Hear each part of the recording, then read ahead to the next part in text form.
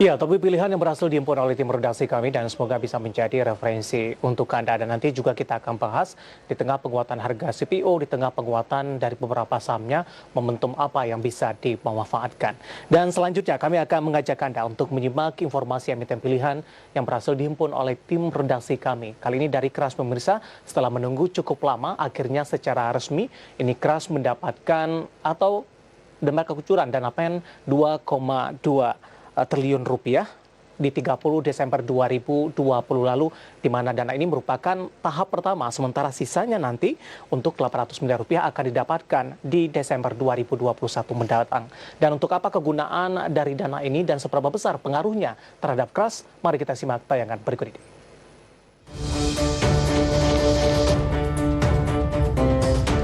Perolehan dana ini diterima setelah ditandatanganinya perjanjian penerbitan obligasi wajib konversi pada tanggal 28 Desember 2020 antara Krakatau Steel dengan PT Sarana Multi Infrastruktur Persero sebagai pelaksana investasi pemerintah.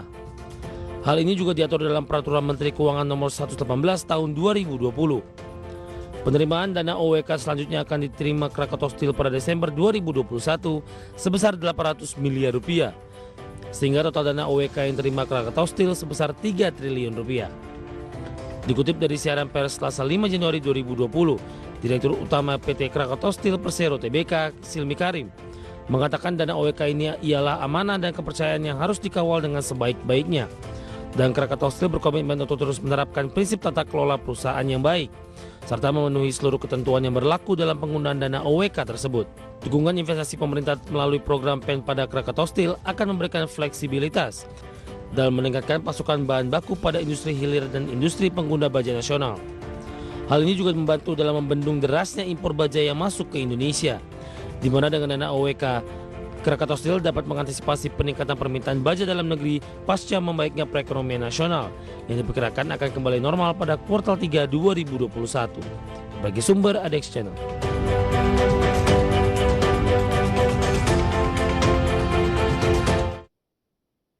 Dari informasi fundamental untuk Keras, berikutnya kami akan mengajak Anda untuk melihat bagaimana pergerakan dari teknikal untuk saham Keras baik secara intraday trading dan di sepanjang perdagangan hari ini atau dalam beberapa bulan terakhir. Nanti juga kita akan lihat dari sisi valuasi, terutama dari PER dan PBV-nya, apakah masih menarik untuk diperhatikan atau tidak. Langsung saja kita ke grafis yang pertama, kita akan coba lihat bagaimana pola pergerakan intraday tradingnya untuk Keras di sepanjang perdagangan hari ini. Data yang berhasil dihimpun oleh tim redaksi kami, pemirsa, di pembukaan sesi pertama pada pagi tadi, Keras dibuka di level 444, kemudian naik tipis pada pukul 10 di 446, kemudian di 11.30 di penutupan sesi pertama di level 460, kemudian di pembukaan sesi kedua, ini penguatan masih terus berlanjut di 464, pemirsa. Kita juga akan update bagaimana posisi Keras di penutupan sesi kedua jauh menguat di 3,17%, namun meninggalkan level tertingginya, di mana Keras ditutup di 456. Kita akan lihat dan saya akan coba sampaikan pergerakan intraday tradingnya untuk day range-nya di sepanjang perdagangan hari ini. Untuk posisi terendah ada di level 436, sementara posisi terusnya kita akan coba lihat pergerakan saham Keras dalam beberapa bulan terakhir, pemirsa. Dapat Anda saksikan juga di layar televisi Anda di 1 Juli ini masih berada di bawah level 300-an di 272.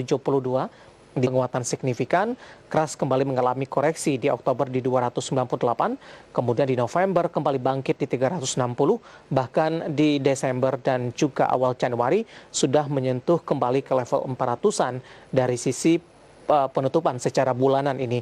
426 di 1 Desember dan 5 Januari, di pembukaan sesi kedua hari ini di 464. Sementara posisi penutupan 456 dan level tertinggi yang dicapai di 5 Januari ini sempat menembus tadi ke level 468.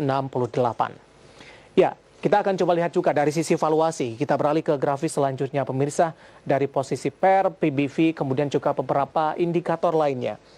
Untuk posisi price to earning ratio atau PER ini minus, pemirsa, di 16,31 kali, sementara posisi price sales ratio atau PSR di 0,48 kali, PBV price book value ratio ada di kisaran 1,31 kali, sementara untuk posisi price cash flow ratio atau PCFR dari Keras ada di kisaran 10,01 kali.